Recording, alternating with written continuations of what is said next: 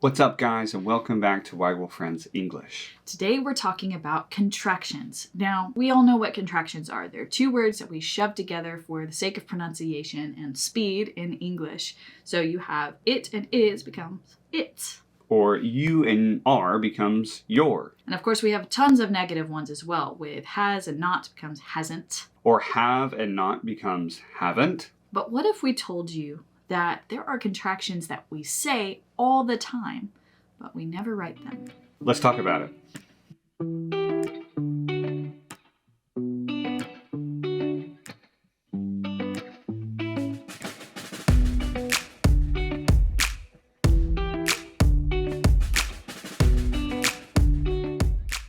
How's it been? It's been alright.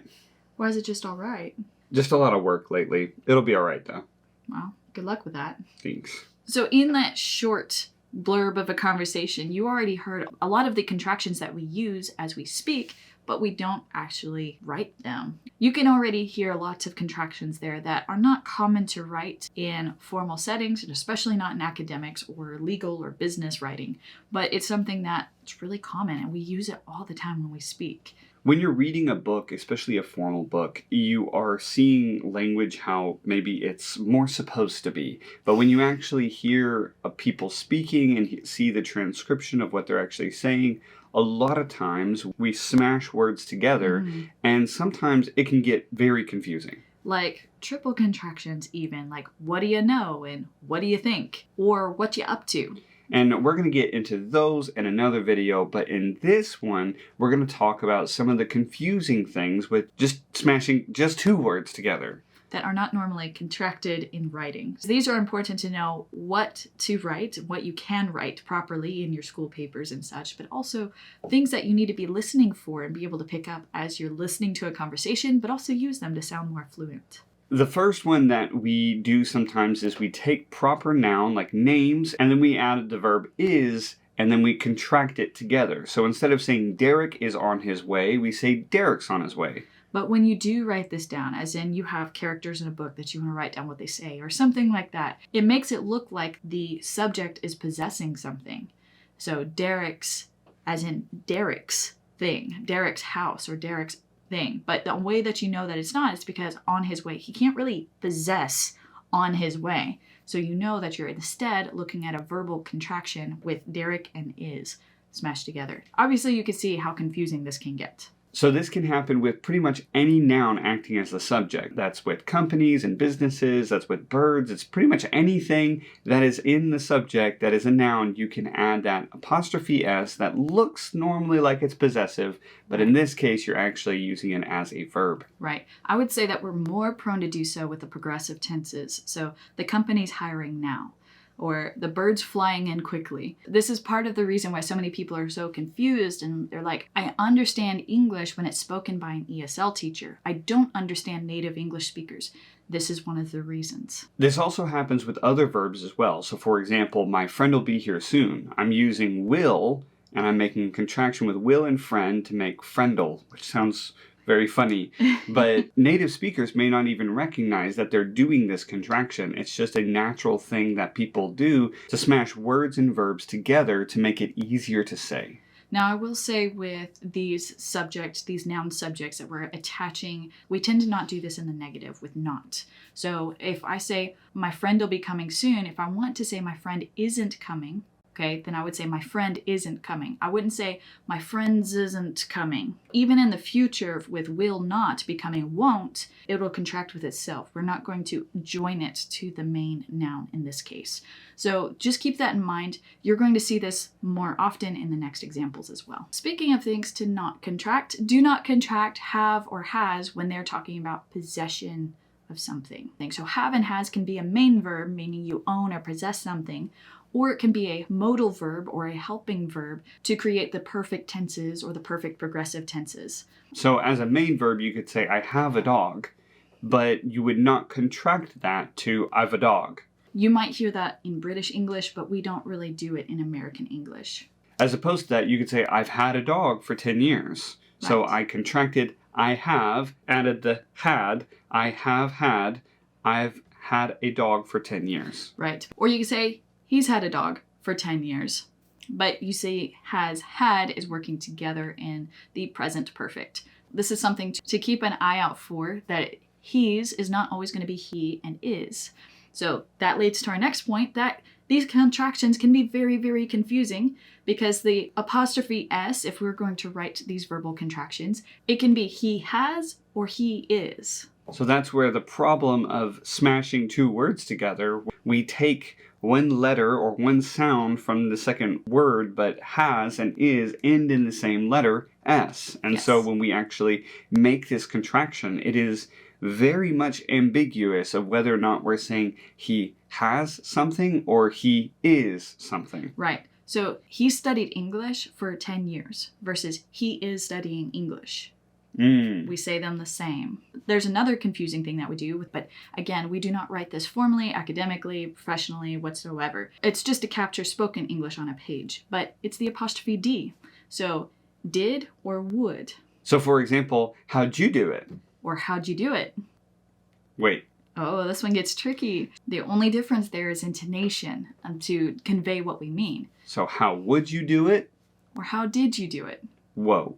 Yes, so you're going to put a higher pitch on did if it's how did you do it? Like you're amazed, you want to know more, but how would you do it? You would go lower on would. And more emphasize the you in that sentence. How'd you do it? That's a big difference there. So you need the context and you need to listen for intonation to understand which one is being used. Like we just said, these question words, they often take these contractions right on the end of them because they're normally combined with a verb, like how did you do it, or how would you do that? Or what'd you do, or what'd you do? Pronouns like relative pronouns and interrogative pronouns. Wait, what is that? Relative pronouns are pronouns that we use to start an adjective clause. So we define the noun right before it. So the man who knocked on the door, or the dog that is crossing the street. Okay, so you have that and who are relative pronouns. But interrogative pronouns are the pronouns at the beginning, the question words at the beginning of a sentence, like how or who or where or when or what. These are the ones that we contract the most in spoken English. And these are the ones that are technically not something that you want to really write. If you listen carefully to a native speaker, we will often contract these question words, but in writing, it's almost always inappropriate for you to do it because they look really weird. Or they can be confused if you don't spell it out, as we've already demonstrated. So here's a list of some common words or common constructions with these in spoken contractions. For example, how'd, we've already demonstrated that it could be how did or how would. Or how, like how will this happen? Or how are you going to do that? Or how's it going? You can also do this with what. So what are you up to? Or what'll happen next? Or what'd you do? Or what's up? Or what's been going on? What have you been up to? Or with when'd you get home? Or when'd you get back? When's dinner? Or when has he been running? With where you have where'd, like where'd you go? Or where are you? Or where'll you go next? A really easy one is where's. Where's he been? Or where is he going? Where's he going? With which we pretty much have just the two with an apostrophe S here. So we have which is your favorite. Ooh, or which has been your favorite one. Who has a lot of forms here. So we have like who'd you call? Or who'd you rather be? You also have who'll, like who'll be at the party. Whoa. Another one that's super confusing is whose versus whose. And that is whose coat is this versus who has left their coat. Who's left their coat? We pronounce them the same. I'm sorry. We also have whoer. So who are you going with? Or who've, as in like who have you met so far? We even contract why. So why'd you do it? Or why is he going? Why are you here? Or another one, why's. As in, why has he done that? Or why is he doing that? Why is he doing that? Besides these, we also contract things like that, this, these, and those. These are called demonstrative pronouns, and they're really, really useful because they can kind of give more information about something without actually having to be super specific.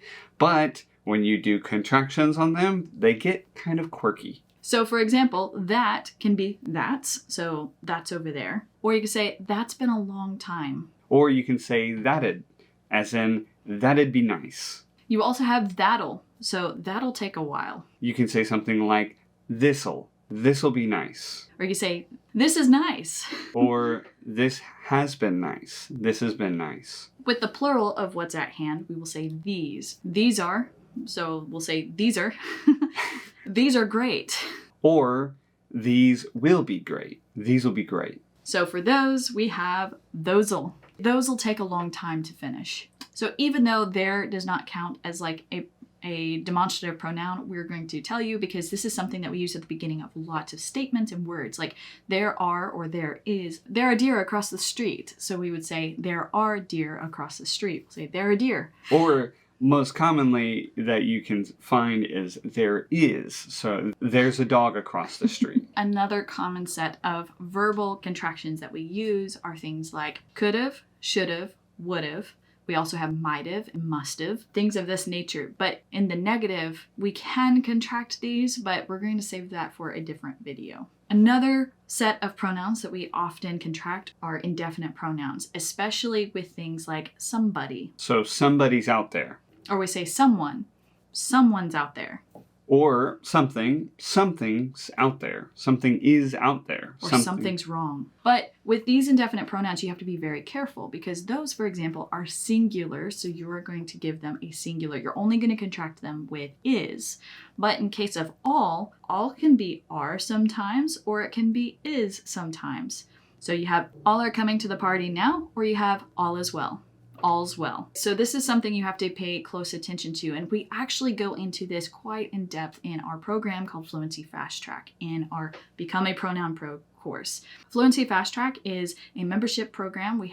You pay one membership fee every month, and you have full access to all the courses that are in there. We have challenges, we have a podcast in there for members, we have all kinds of things going on. So if you really just want to like see these and deal with these and wrestle with them and practice speaking with them and practice writing without them, then you can join Fluency Fast Track and get plenty of practice in there. So guys, thank you so much for going with us on this journey of crazy contractions. It is insane, but it's also not all of the contractions that we use in English. These are just some of the most popular ones. So keep an eye out for these contractions that we talked about in today's video because they are surprisingly common in spoken English, but you rarely see them in written English. Yes. So keep an eye out so that you guys can hear them and then practice them so you can actually say them.